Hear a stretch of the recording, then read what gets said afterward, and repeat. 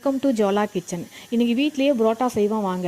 நான் மைதா மாவில் கொஞ்சோண்டு சர்க்கரை, கொஞ்சோண்டு சமையல் சோடா, உப்பு சேர்த்து நல்லா பிசைஞ்சு 1 மணி நேரம் 2 மணி நேரம் ஊற வச்சுருக்கேன். அதுக்கப்புறம் பால் போட்டுக்கலாம். பால் போட்டுட்டு இது மாதிரி நைஸாக தேய்ச்சிக்கிட்டு கத்தியால் கோடு போட்டுக்கலாம். கோடு போட்டால் அப்போ தான் நல்லா நைஸாக நூல் நூலாக வரும். அதுக்காக தான் அந்த கோடு போடுறது. எந்த ஒரு சமையலாக இருந்தாலுமே நான் அதை கற்றுக்கிட்டு நான் செஞ்சு பார்க்கணுன்னு ஆசைப்படுவேன். அதுபோல் கற்றுக்கிட்டது தான் இந்த புரோட்டாவும். அடுத்தடுத்த புரோட்டாவை இதே மாதிரியே போட்டுக்கலாம். போட்டு சுருட்டி சுருட்டி வச்சிட்டோம்னா அது ஒரு மணி நேரம் இருக்கணும். இதே போல் எல்லா புரோட்டாவையும் நம்ம போட்டு எடுத்துக்கலாம். எண்ணெயை மட்டும் கொஞ்சம் தோணை ஊற்றி தடவிக்கிட்டு எடுத்திங்கன்னா கீழே ஒட்டாது, அழகாக வரும். சீக்கிரமாக போட்டு எடுத்துடலாம். நான் மொத்தம் போட்டதே 8 புரோட்டா தான். நம்ம வீட்டில் போடும்போது சுத்தமாகவும் போடுவோம், நல்ல எண்ணெயில் போடுவோம். நமக்கு தேவைப்பட்டதுன்னா நெய் கூட ஊற்றிக்கலாம். நம்ம ஆனால் கடையில் அதெல்லாம் எதிர்பார்க்க முடியாது. அதிக குவான்டிட்டியில் செய்யும்போது அவங்க இது மாதிரிலாம் சுத்தமாக செய்ய மாட்டாங்க.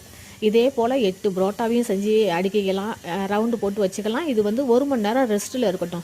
இப்படி ரெஸ்ட்டில் இருக்கும்போது இது புளிச்சு போய் மேலே பபுள்ஸ் மாதிரி இருக்கும். அந்த புரோட்டா மேலே சுற்றி வச்சுருக்கோம்ல அது மேலே. அதுக்கப்புறம் நம்ம தட்டி எப்பொழுதும் போல் நம்ம தோசைக்கல்லில் போட்டு எண்ணெயை கொஞ்சம் தோணை ஊற்றி எடுத்துக்கலாம். சூப்பராக வரும். நம்ம கத்தியால் இதை கீறி கீறி விட்டதுனால நல்ல நூல் நூலாக சூப்பராக இருக்கும். நூல் பரோட்டா செமையாக இருக்கும். நம்ம வீட்டில் செய்யும்போது நமக்கு எந்த பயமும் இல்லாமல் நம்ம சாப்பிட்லாம்.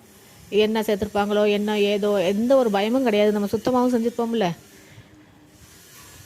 எந்த ஒரு பொருளாக இருந்தாலும் நான் அதை முயற்சி பண்ணி பார்த்துருவேன். ஃபஸ்ட்டு டைம் வராது, ஆனால் 2வது வாட்டி 3வது வாட்டி நம்ம ட்ரை பண்ணும்போது நிச்சயமாக அந்த சமையல் நமக்கு வந்துடும்.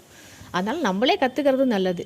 இதுதான் ஃபஸ்ட்டு புரோட்டா போட்டு எடுத்துருக்கேன். நல்லா சூப்பராக வந்திருக்கு. இது சூடாக இருக்கும்போதே நம்ம 2 கையாலையும் அடிச்சுக்கணும். அப்போ தான் அந்த நூல் நூலாக தெரியும், நமக்கு நல்லா வரும். ஒன்றோட ஒன்று ஒட்டாமல் வரும். இதே போல் எல்லா புரோட்டாவையும் போட்டு அடிச்சிக்கலாம். சூப்பராக இருக்கும் இது.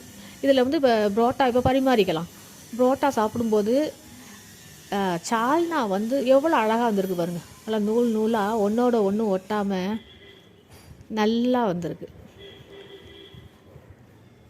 இது நம்ம செஞ்ச புரோட்டா இல்லை. இது சாப்பிட்டுக்கலாம். இப்போ சாப்பிட்டுடலாம். இப்போ தோணை சால்னாவை ஊற்றணும். கொஞ்சமாலாம் ஊற்றி புரோட்டா சாப்பிடக்கூடாது.